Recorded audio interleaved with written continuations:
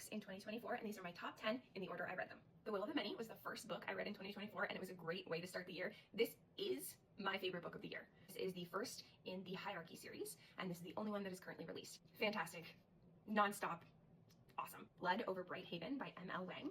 This was magic and programming, and the first chapter started with a bang. Fantastic read. My next favorite read is Wrath by Gwynne. It is the fourth in the series. I don't own a physical copy. This is what it looks like.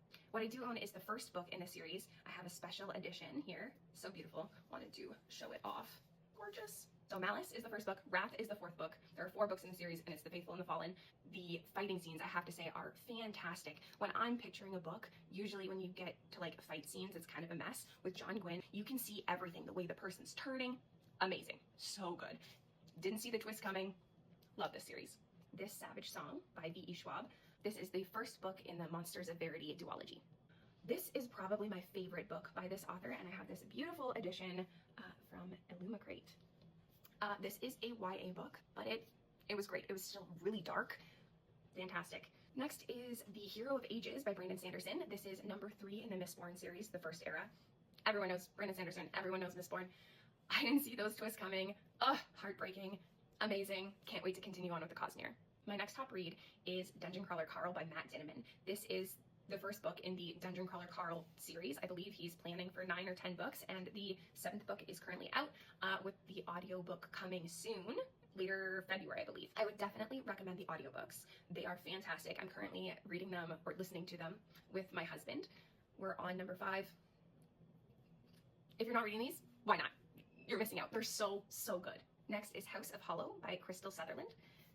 This I read during spooky season last year, and it hit every spot. It was like a dark fairy tale. I will be recommending this to everybody next October. Perfection. Perfect. Then I read The Spellshop. It was so cozy. It was such a great opposite to the other spooky book that I read. This one was cozy, and it had a little bit of romance. No spice, if that's what you're looking for. But it was a warm hug. It was great. Then I had the Twisted Ones, because apparently I was eating up all the spooky reads. This one is by T. Kingfisher.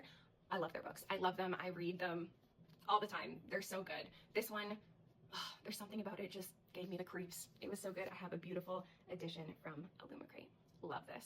The last top book I read of 2024 was A Court of Wings and Ruin. And everyone knows this book. Sarah J. Maas, part of the A Court of Thorns and Roses series. I liked this one the best because it, I feel like, had the most fantasy to it, a little lower on the romance scale and higher on the epic fight finale of the trilogy itself. It was great. Loved it. No notes.